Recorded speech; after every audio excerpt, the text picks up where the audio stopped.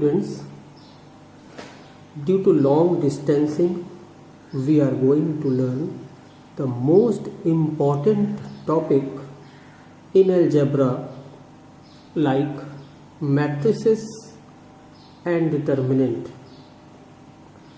In our board exam, it will become 13 marks. तो marks के importance के हिसाब से ये मैट्रिसेस बहुत ज़रूरी है और इसको इजी वे में एक लॉन्ग क्वेश्चन 8 नंबर का जो आएगा सब बच्चे लगभग कर लेते हैं। अब उस 8 नंबर के लॉन्ग क्वेश्चन में लगभग इस टॉपिक के खास सारी चीज़ें उसमें आ जाती हैं। तो इसमें कोई भी हेडिंग अपने आप में कम नहीं है, सब चीज़ बारीकी से समझना है। तो चलिए स्टार्ट करते हैं। मैट्रिसेस का मतलब जब हम एक से ज़्यादा मैट्रिक्स के बारे में विचार करेंगे तो वहाँ पर हम मैट्रिसेस वर्ड यूज़ करते हैं। एक तरह से ये प्लूरल वर्ड है और सिंगुलर वर्ड मैट्रिक्स एक वचन एक मैट्रिक्स की बात जब करेंगे तो मैट्रिक्स बोलेंगे। तो मैट्रिसेस के बारे में हम लोग देखें ये क्या चीज़ है भाई। ये एक तरीके का डिस्प्ले होता है, डिस्प्ले जिसमें हम कोई चीज़ शो करते हैं।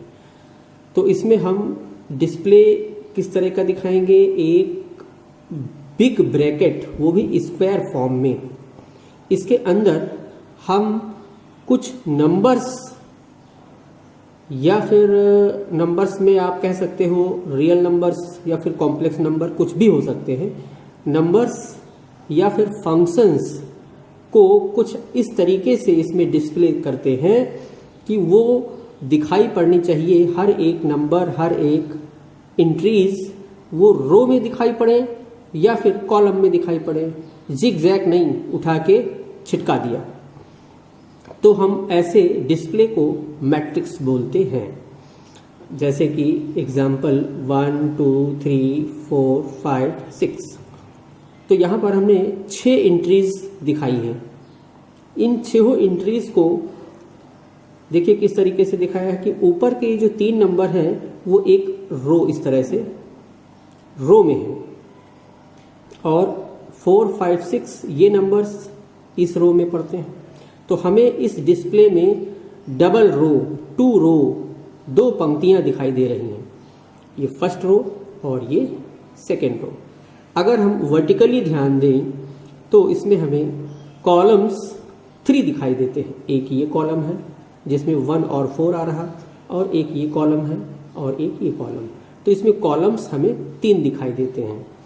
तो इस तरीके का ये एक डिस्प्ले जिसको हमने बिग ब्रैकेट के अंदर शो किया है, जिसके अंदर ये हमेशा ज़रूरी नहीं होगा कि नंबर ही आए, इसमें फंक्शंस भी आ सकते हैं। जैसे साइन एक्स है, नंबर है 0 1 -2 1/2 5 9, ये ऐसा करके भी हो सकता है। तो अब ये उससे बड़ा डिस्प्ले है, ये भी एक मैट्रिक्स है। इसमें कितनी रो है 1 2 3, 3 रो है और कॉलम है 3। तो इस तरीके से ये डिस्प्ले हमें क्या कहना है, इसको मैट्रिक्स कहना है। तो अब मैट्रिक्स को आप डिफाइन कर सकते हैं। तो मैट्रिक्स क्या है, हमने आपको देखिए दोनों लैंग्वेजेस में आपकी स्क्रीन पर ऑलरेडी लिख के दे दिया है, तो इसको आप बाद में नोट कर लेंगे। तो मैट्रिक्स की डेफिनेशन हमें बतानी नहीं है, लेकिन हमने जो बताया है वही वर्ड्स आपको डेफिनेशन में मिलेंगे। Matrix is an ordered rectangular array या फिर डिस्प्ले ऑफ mn नंबर्स और functions. It is denoted by a capital letter ABC। तो इसके बारे में थोड़ा और अभी जानकारी हम देते हैं। ये जो मैट्रिक्स है, मैट्रिक्स को पूरे मैट्रिक्स को इंडिकेट करने के लिए इंग्लिश का कोई भी कैपिटल लेटर A या फिर B या फिर C जो मर्जी हो वो आप इसको यूज करने में लिख सकते हो। तो इस पूरे मैट्रिक्स को हम कैपिटल लेटर से ध्यान रखेंगे, स्मॉल लेटर नहीं लेंगे, कैपिटल लेटर कोई भी ले सकते हो। तो हमने इसको ए कह दिया, इसको बी कह दिया। तो ये है मैट्रिक्स को इंडिकेट करने का सिंबल। अब इसके अंदर ये जो एंट्रीज हैं, इनको एंट्रीज बोलिए या फिर एलिमेंट बोलिए। तो साइन एक्स का इस डिस्प्ले में एक पर्टिकुलर प्लेस है। तो किसी भी मैट्रिक्स का जो एलिमेंट है, ये एलिमेंट का एक स्पेसिफाइड लोकेशन है। तो इस आधार पर इसको हम लोग कैसे शो करेंगे? तो इसके लिए इस मैट्रिक्स का जो एलिमेंट है उसको जनरल फॉर्म में ए आई जे, ये इस तरीका होता है लिखने का। तो ए आई जे में ये क्या लिखा जाएगा? ये क्या है? ए एलिमेंट इस मैट्रिक्स का जो कि ith रो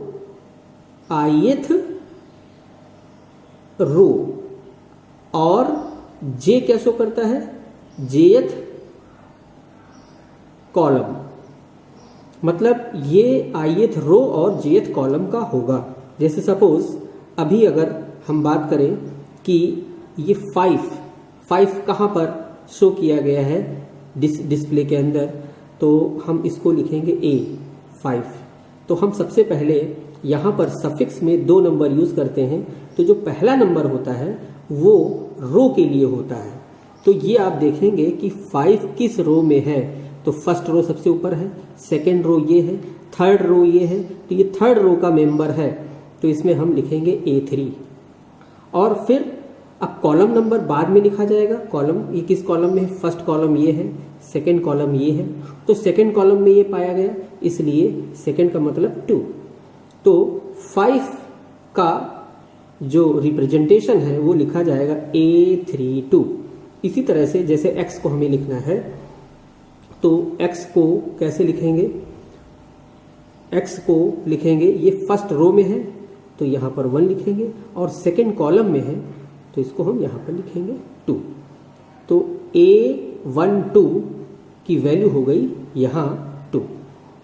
अब ये थोड़ा सा कन्फ्यूजन आ जाता है, अक्सर देखा गया है बच्चे कंफ्यूज हो जाते हैं।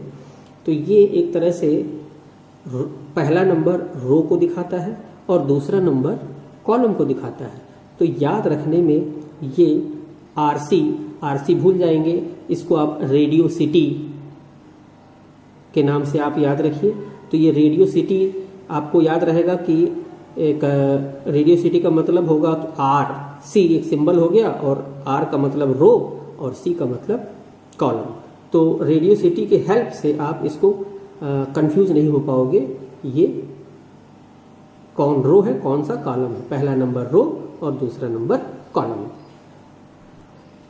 तो मैट्रिक्स को पूरी तरह से डिनोट करने के लिए ए और बड़े ब्रैकेट के अंदर, बिग ब्रैकेट के अंदर जनरल एलिमेंट लिखेंगे स्मॉल a, और सफिक्स में ये 2 नंबर आई जे लगा देंगे और इसको हम बंद कर देंगे। अब इसका यहाँ पर ऑर्डर लिखा जाता है। ऑर्डर को हम लोग हमेशा m×n करके लिखेंगे। तो ये मैट्रिक्स जो कि सिंबल a से इंडिकेट किया जा रहा है, और इसका एक ये जनरल एलिमेंट है, और इसका जो ऑर्डर की बात क्या है भाई? ऑर्डर क्या होता है? अगर किसी मैट्रिक्स के अंदर हम रो काउंट कर लें तो इसमें है 3 रोज, ठीक है, 3 रोज, और कॉलम कितने हैं? 3 हो गए। तो किसी भी मैट्रिक्स में नंबर ऑफ रो और नंबर ऑफ कॉलम अगर mn रिस्पेक्टिवली अगर ये है, ऐसा है, ये नंबर ऑफ रो और ये नंबर ऑफ कॉलम, तो उसका ऑर्डर कहलाएगा m/n। इसको पढ़ते m×n नहीं, m/n। Order of matrix A is m/n। इसी तरह से ऊपर वाले में क्या होगा? सबसे पहले वही रेडियो सिटी ध्यान रखेंगे। सबसे पहले रेडियो सिटी का मतलब आरसी का मतलब आर का मतलब नंबर ऑफ रो। तो इसमें 2 रो है तो इसका ऑर्डर हम लिख रहे हैं 2, और कॉलम है 3, तो इसका ऑर्डर हो गया 2/3। तो इस तरीके से किसी भी मैट्रिक्स का जो ऑर्डर है वो अगर आप लिखना चाहें तो इस ब्रैकेट के राइट साइड में नीचे कॉर्नर पर लिखा जाता है और इधर उधर कहीं नहीं लिख सकते। अब इसी में ध्यान दीजिएगा कि अगर हम किसी मैट्रिक्स का ऑर्डर जानते हैं तो जैसे ऑर्डर है यहाँ पर इस मैट्रिक्स का 3/3, तो हम इसके अंदर बता सकते हैं कितने टोटल एंट्रीज हुई हैं, कितने एलिमेंट्स हैं। इसको सॉल्व कर लीजिए, 3 × 3 कितना होगा 9। तो इसके अंदर 9 एंट्रीज हैं, 9 एलिमेंट्स हैं, 9 अवयव हैं। गिन सकते हैं आप, टोटल 9 एलिमेंट दिखाई दे रहे हैं। इसमें 2 × 3 6, इसके अंदर 6 एलिमेंट्स हैं, वो आपको देख रहे होंगे। तो ऑर्डर अगर मुझे पता है तो उसको हम सॉल्व करके ये बता सकते हैं कि उसके अंदर एलिमेंट्स कितने होंगे। अब इसकी एक क्वालिटी होती है कि आई की वैल्यू कभी भी लाई करेगी, वो कैसे, ध्यान दीजिएगा, आई इज ग्रेटर देन और इक्वल टू 1, लेस देन और इक्वल टू m। मतलब आई की वैल्यू कभी भी m से ऊपर नहीं निकल सकती। इसी तरह से j की वैल्यू n से ऊपर नहीं निकल सकती है। ये चीज ध्यान दीजिएगा किसी भी मैट्रिक्स के अंदर। तो ये सारी इंफॉर्मेशन मैट्रिक्स के बारे में हो गई। हमने मैट्रिक्स को समझा है और उसका ऑर्डर कैसे निकालते हैं, उसके अंदर एलिमेंट्स कैसे पहचानते हैं, उसका लोकेशन कैसे ट्रेस करते हैं, उसको हम लोग कैसे जनरल फॉर्म में लिखते हैं, ये सब चीज़ें हमने देखी। अब अकॉर्डिंग टू सिलेबस हम चलते जाएंगे। तो देखिए सिलेबस हमने ऊपर दोनों लैंग्वेज में लिख के रखा है। तो सबसे पहले हमने मैट्रिक्स को समझ लिया है, अब मैट्रिक्स के टाइप को समझना है। तो उससे पहले हम लोग मैट्रिक्स के इंट्रोडक्शन पर कुछ बढ़िया बढ़िया क्वेश्चन एनसीईआरटी स्टैंडर्ड पर करने जा रहे हैं, देखेंगे। तो देखिए भाई, ये हमने कुछ क्वेश्चंस अच्छे अच्छे लिख के रखे हैं और बाकी के क्वेश्चंस आप अपनी टेक्स्ट बुक किसी भी राइटर की हो उसमें आप देखेंगे तो पाएंगे। और हमें उम्मीद है अगर आप ये क्वेश्चन अच्छे से समझ लोगे तो बाकी के क्वेश्चन इजी वे में आप लगा ले जाओगे। तो इसमें फर्स्ट क्वेश्चन है, construct a 3/2 matrix whose elements are given by, ये देखिए दिया हुआ है। तो बहुत सीधे सीधे ये क्या कह रहा है कि एक मैट्रिक्स हमें बना के दो, एक अवयव बना के दो जिसका ऑर्डर हमें कितना रखना है, 3/2 का। मतलब उसमें 3 पंक्तियां हो सकती हैं, 3 रो हो सकती हैं और 2 कॉलम हो सकते हैं। तो हमने सीखा है किसी भी मैट्रिक्स को पहले इंडिकेट कैसे करते हैं। कोई भी लेटर हम चलिए ए ले लेते हैं और उसके एलिमेंट को अंदर कैसे रिप्रेजेंट करते हैं, AIJ लिखते हैं। और फिर उसके बाद उसका ऑर्डर मुझे पता है तो उसका ऑर्डर हम नीचे लिख देते हैं A3/2। तो इसका मतलब हुआ कि हम जो कंस्ट्रक्शन करेंगे मैट्रिक्स का उसमें कितनी रो होनी चाहिए, 3 रो होनी चाहिए। तो 3 रो का मतलब हुआ कि ऐसे ऐसे ऐसे, ये इस तरह से 3 रो होनी चाहिए। और कॉलम कितने होने चाहिए, 2 होने चाहिए। ठीक है, तो इस तरीके से हम इसमें लिखेंगे।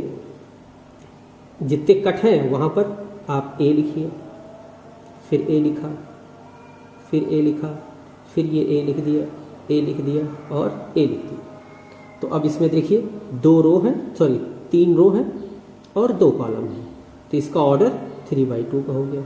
अब इस एलिमेंट के बारे में वो ध्यान रखिए, I और J लिखते हैं, जिसको हमने किसकी मदद से, RC की हेल्प से। R मीन्स रो, तो ये फर्स्ट रो का है, ये भी फर्स्ट रो का है। तो सबसे पहले सबकी रो लिख देते हैं। ये फर्स्ट रो का है, ये सेकेंड रो का है, ये सेकेंड रो का है, सेकेंड रो में है ना ये, और ये फर्स्ट रो में है, ये थर्ड रो में है, तो थर्ड रो हो गया। अब दूसरा नंबर होता है कॉलम का, J कॉलम को शो करता है। तो पहला कॉलम है इसलिए इसके अंदर जितने भी एलिमेंट आ रहे हैं वो सब फर्स्ट कॉलम के मेंबर हैं, तो यहाँ 1 1 1 1 लिख दिया। और ये सेकेंड कॉलम के मेंबर हैं सारे, इसको हमने लिख दिया 2 2 2। देखिए ये हमें एलिमेंट का एड्रेस मिल गया। अब इस एलिमेंट्स की वैल्यू हमको निकालनी है। तो इसकी वैल्यू निकालने के लिए इसका जनरल एलिमेंट ये देखिए ए आई जे, वो ऐसे लिखा हुआ है, ए आई जे लिखा हुआ है, half mod of -3i plus j. ये मॉड को आप जानते हैं, ये एब्सोल्यूट वैल्यू है, इसके अंदर से कोई भी वैल्यू कैलकुलेशन के बाद पॉजिटिव निकलती है। तो अब चलते हैं यहाँ पर A11 निकालने के लिए। A11 का मतलब हुआ कि I की वैल्यू हमें 1 और J की वैल्यू 1 इसके अंदर पुट करनी है। तो -3 × 1 और फिर प्लस J की वैल्यू 1, इसको कैलकुलेट करने पर हमें मिलता है हाफ और -3 + 1 -2, मॉड के अंदर -2 आया और इस तरह से ये हो जाएगा +2 और ये कैंसिल होकर के 1 आ गया। तो A11 की जगह पर इन फ्यूचर हम लिखेंगे 1। इसके बाद अब हम इसके बाद A21 निकालते हैं। A21 निकालना है, इसमें जरूरी नहीं हम ये निकालें, हम वो भी निकाल सकते, निकालना तो सब है। तो A21 निकालेंगे जब, तो फिर से अपने जनरल एलिमेंट से जाएंगे, I की वैल्यू 2 रखेंगे और J की वैल्यू 1 रखेंगे। तो 3 × 2 + 1 और इस तरह से हाफ, ये हो गया -6 + 1 -5 मॉड के अंदर, और मॉड से बाहर ही आएगा +5, ये हो जाएगा 5/2। इसी तरह से हम बाकी के सारे एलिमेंट्स निकालते हुए चलेंगे। अब आएगा A31। तो A31 निकालने के लिए फिर से ये इस तरह से हम बाकी के सारे, तो ये देखिए हमने अंदर सारे एलिमेंट्स की वैल्यू फाइंड कर ली है। अब आप इनकी वैल्यू जो जो आई है उनको उसके वैल्यू से रिप्लेस कर दीजिए। तो यहाँ पर A11, A21, A31 की ये वैल्यू ये देखिए सीरियल से लगी हुई है, तो इनको हम वहाँ पर लिखेंगे 1 और ये है A21 5/2 और A31 4 और A12 1/2, A22 2, A3/2 7/2। ये हो गया 3/2 का मैट्रिक्स। यही हमें निकालना था इस क्वेश्चन के अंदर। इसके बाद क्वेश्चन नंबर 2 और क्वेश्चन नंबर 3, अगर आप क्वेश्चन नंबर 1 को समझ रहे हैं तो बिल्कुल ऐसे ही इसको लिखना है। पहले आप ये देखेंगे कि ऑर्डर क्या है, 2/2। तो 2/2 के हिसाब से अंदर एलिमेंट्स कितने होंगे वो आप लिख सकते हो। 2/2 है तो यहाँ पर 2 रो होंगी, यानी AA, ये 2 रो और 2 कॉलम। अब इसका पहले आप फर्स्ट रो के ये मेंबर हैं और ये सेकेंड रो के मेंबर हैं, तो सबसे पहले इनका रो और उसके बाद फिर कॉलम। ये पहले कॉलम के हैं सब, तो फर्स्ट लिख देंगे। ये दूसरे कॉलम के मेंबर्स हैं, यहाँ पर 2 लिख देंगे। अब आप इसकी वैल्यू इसके जनरल टर्म से निकाल करके आप इसमें लिख देना। इसी तरह से क्वेश्चन नंबर 3 है। क्वेश्चन नंबर 4 में ध्यान दीजिए। क्वेश्चन नंबर 4 ये थोड़ा सा अलग टाइप का क्वेश्चन है, लेकिन बढ़िया सवाल है ये। क्वेश्चन कहता है कि अगर किसी मैट्रिक्स में 16 एलिमेंट्स हैं टोटल, अब वो कैसे हैं वो हमको नहीं मालूम, लेकिन किसी मैट्रिक्स के अंदर टोटल 16 एलिमेंट्स हैं, तो उनके पॉसिबल ऑर्डर क्या क्या हो सकते हैं। तो पॉसिबल, ये देखिए किसी भी मैट्रिक्स का ऑर्डर जो होता है वो हम m×n लिखते हैं। और हमने पीछे अभी थ्योरी में बताया था कि अगर मुझे ऑर्डर पता है तो ऑर्डर के नंबर्स का मल्टीप्लाई कर दें तो वो हमें टोटल इसके अंदर एलिमेंट्स बता सकता है। तो गिवन में हमें इसने ये बताया है नंबर ऑफ एलिमेंट्स, अवयवों की संख्या अवयव के अंदर कितनी दी है, 16 दी है। इसका मतलब इसको हम m×n लिख सकते हैं। अब आप 16 को ऐसे 2 नंबरों में तोड़िए कि उसका मल्टीप्लिकेशन 16 हो, तो इसको आप सोचते रहोगे हल्की संख्या है तो आप शायद, लेकिन अगर कहीं एक आध छूट गया तो फिर गड़बड़ होगी।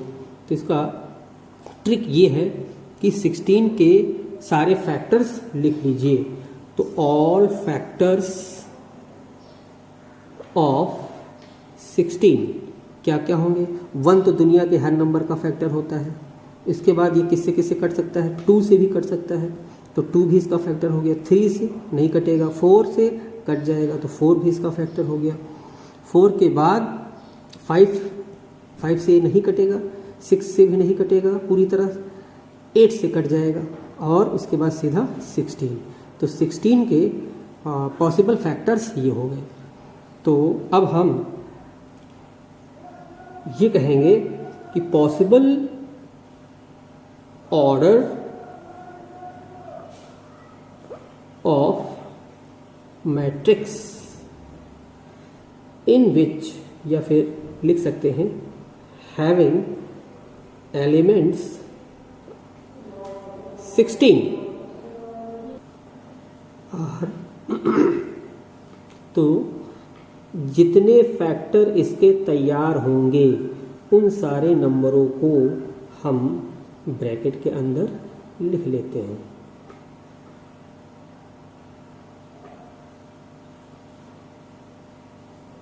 ये एक तरह से जुगाड़ है देसी वाला। अब आप इसमें क्या मल्टीप्लाई कर दें कि 16 तैयार हो जाए। आंसर है 16।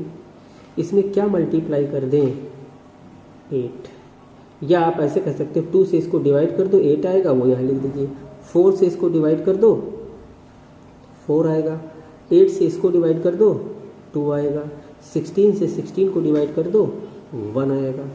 तो इस तरीके से इसके अंदर अगर 16 एलिमेंट्स हैं तो उन 16 एलिमेंट्स को हम कितने तरीके से अपने अलग अलग डिस्प्ले तैयार कर सकते हैं। आंसर है 1 2 3 4 5। और ये 5 तरीके के डिस्प्ले 5 अलग अलग मैट्रिक्स शो करेंगे जिनका ऑर्डर अपना अपना ये हो जाएगा। ये मैट्रिक्स क्या कहता होगा कि इस टाइप के मैट्रिक्स के अंदर एक ही रो होगी और कॉलम होंगे 16। इस टाइप के मैट्रिक्स में क्या होगा, 2 रो होंगी और कॉलम हो जाएंगे 8। इस तरह से 1 2 3 4 5 6 7 8। तो ये अब मैट्रिक्स कुल कितनी पॉसिबल हो सकती हैं 16 एलिमेंट्स के लिए, वो आंसर है 1 2 3 4 5। 5 तरीके से यहाँ से गिन के देखिए 1 2 3 4 5, और उन सभी के पॉसिबल ऑर्डर्स ये हो गए। तो इस तरीके के क्वेश्चंस को आप इसी तरह से लगाएंगे। अगला क्वेश्चन है find the number of all possible matrices of order 3 by 3 with each entry 0 और 1। इसका क्या मतलब है कि हमको वो सभी मैट्रिसेस बतानी है, कितनी बन सकती है मैट्रिसेस जिसकी एंट्री हम 0 से करें या फिर 1 से करें या फिर हम दोनों से करें। देखिए इसको कैसे सॉल्व करेंगे। तो इसमें हम सबसे पहले नोट कर लेते हैं क्या क्या दिया हुआ है। ऑर्डर ऑफ मैट्रिक्स 3 by 3 दिया हुआ है। तो नंबर ऑफ एंट्रीज लिख सकते हैं, या फिर इसको आप एलिमेंट भी लिख सकते हैं। उसके अंदर अवयवों की संख्या कितनी हो जाएगी, ये तो हमको यहाँ पर क्वेश्चन में देखना पड़ेगा। नंबर ऑफ एंट्री, जैसे हम मैट्रिक्स जब बनाएंगे ये इस तरीके से, तो इसका ऑर्डर 3 by 3 का होगा। और इसमें ये हमें पता चल रहा है कि 3 रो होंगी, 3 रो होंगी और 3 कॉलम होंगे। तो एक ये नंबर यहाँ पर होगा, एक यहाँ पर नंबर होगा, एक यहाँ पर होगा, एक यहाँ पर होगा। इस तरीके से ये 3 रो हो गई और 3 कॉलम हो गए। इस तरीके से ये जो ब्लैंक प्लेसेस हैं इनमें आप इधर उधर के नंबर नहीं भर सकते हो। उनका कहना है यहाँ पर अगर आप भरना चाहो तो 0 यूज़ कर सकते हो या फिर 1। इसी तरह से बाकी प्लेसेस के लिए भी यही शर्तें लगी हुई हैं। आप 0 और 1 के अलावा और कोई दूसरा नंबर यूज़ नहीं कर सकते। तो नंबर ऑफ एंट्रीज मतलब हम एंट्री जो नंबरों के इसके अंदर कर सकते हैं वो हमारे पास है सिर्फ 0 और 1, तो ये हम लिख सकते हैं 2। अब इसके अंदर हम एक फॉर्मूला टाइप से आपको बता देते हैं। तो इसमें इसका बेसिक कंसेप्ट जो है वो परमुटेशन से जुड़ा हुआ है। इसके लिए आप नंबर ऑफ, इस फॉर्मूले को ध्यान रखेंगे, number of all possible matrices is equal to number of entries. मतलब हम इससे इन एंट्रीज को लेकर कितने मैट्रिक्स तैयार कर सकते हैं, कितने डिफरेंट टाइप के मैट्रिक्स तैयार कर सकते हैं। तो इसके लिए नंबर ऑफ एंट्रीज के ऊपर ये ऑर्डर लग जाएगा m इंटू n, ठीक है, ये फॉर्मूला बन गया। तो नंबर ऑफ एंट्रीज कितनी है 2, टोटल 2 है, और ऑर्डर इसका हमारा कितना है 3 इंटू 3 का, तो ये क्या होगा 2 की पावर 9 हो जाएगा। 2 की पावर 9 हमें क्या बताता है, इसको आप सॉल्व करोगे 4, ये 512, 512। इसका मतलब अगर हम इन एंट्रीज को यूज करते हुए डिफरेंट सोचें, ये केवल बस सोचना है, बनाने में तो पागलपन होगा, तो टोटल हम इस तरीके से 512 टाइप से मैट्रिसेस तैयार कर सकते हैं। ओके,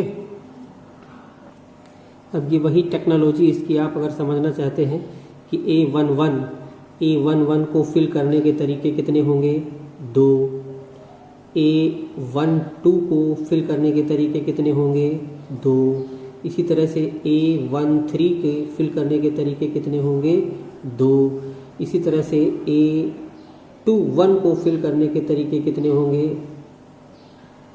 2। तो इस तरीके से ये टोटल 9 एलिमेंट हैं, तो 9 एलिमेंट मतलब लास्ट मान लीजिए अगर इसको A33 को फिल करने के तरीके होंगे 2। तो total ways, fundamental principle of counting, गणना का मूल सिद्धांत अगर आप अप्लाई करिए तो क्या कहता है, इसको आप मल्टीप्लाई करेंगे 9 टाइम्स, कितने टाइम्स 9 टाइम्स, तो ये क्या बन जाएगा 2 की पावर 9। अगर मान लीजिए कभी किसी क्वेश्चन में आता है कि मैट्रिक्स में एंट्री हमारी मान लीजिए एक और नंबर बढ़ा दे, 5 भी यूज कर सकते हो, तब हम यहाँ पर 3 लिख लेंगे और जो भी ऑर्डर हो यहाँ पर, तो सीधे आपको डायरेक्ट इस फार्मूले को याद रखना है और अपना काम कर देना है।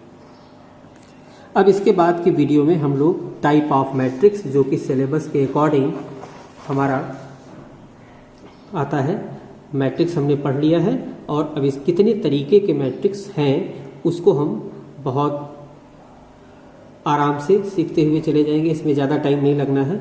और साथ ही अगली वीडियो में हमारा जो सिस्टम बनेगा वो मैट्रिक्स के ऊपर कुछ ऑपरेशंस होते हैं, तो ये एडिशन और स्केलर प्रॉपर्टियाँ इसकी जो है वो सब हम लोग पढ़ लेंगे। और इसके बाद मेन आता है मल्टीप्लिकेशन ऑफ मैट्रिसेस। तो ये सब अब अगली वीडियो के लिए वेट करते हैं।